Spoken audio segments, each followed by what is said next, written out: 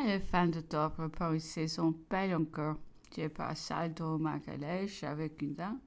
Les pays que nous parcourons au bord du lac de Zurich est délicieux.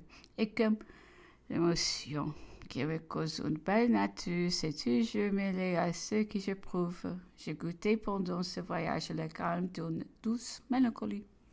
Mais lorsque les montagnes s'élèveront, se resserreront, que les torrents se feront entendre, que la végétation divine aride et desséchée, je fus saisie de foi à la pensée que j'allais renoncer à l'intérêt de ma vie, à l'unique ami qui m'est resté. J'allais donc me trouver seule, absolument seule. Je ne pourrais même pas, me disais-je, lui confier tout ce qui me coûte de l'éloigner de moi. Je ne répandrai plus ce que je souffre dans le cœur de personne et c'est parce que j'aime autant que je me sacrifie. La nuit se prit au milieu de ces réflexions et descendit des voitures dans ce trouble extrême. Le silence qui m'environne la croix encore. Un prêtre français vient me chercher avec une lanterne du sud.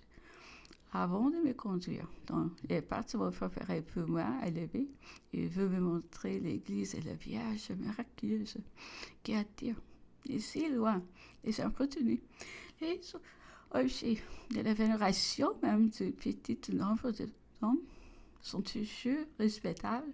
C'est à plus forte raison.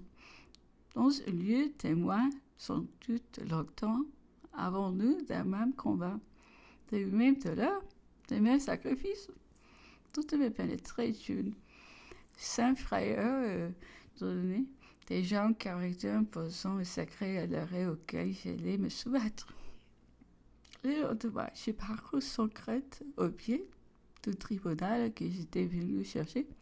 J'ai rencontré sans effort ma vie. Et mes malheurs, j'ai pardonné de toute mon âme le mal qu'on avait pu me faire. Mais lorsque j'entendis que le sentiment qui avait pénétré trop avant dans mon cœur était coupable puisqu'il m'avait éloigné du seul me promis, celui du Créateur, et qui fallait l'arracher avec violence, j'oubliais que j'étais venu pour en demander la force.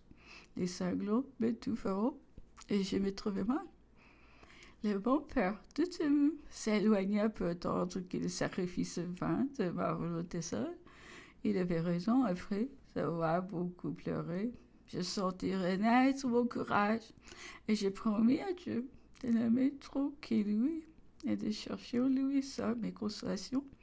Le vieux prêtre avait été constamment plus attendri que sévère au moment où je l'ai parti. Il me dit « Ah, madame, vous avez été calomniée malgré l'isolement de notre retraite profonde. Les journaux anglais sont parvenus jusqu'ici.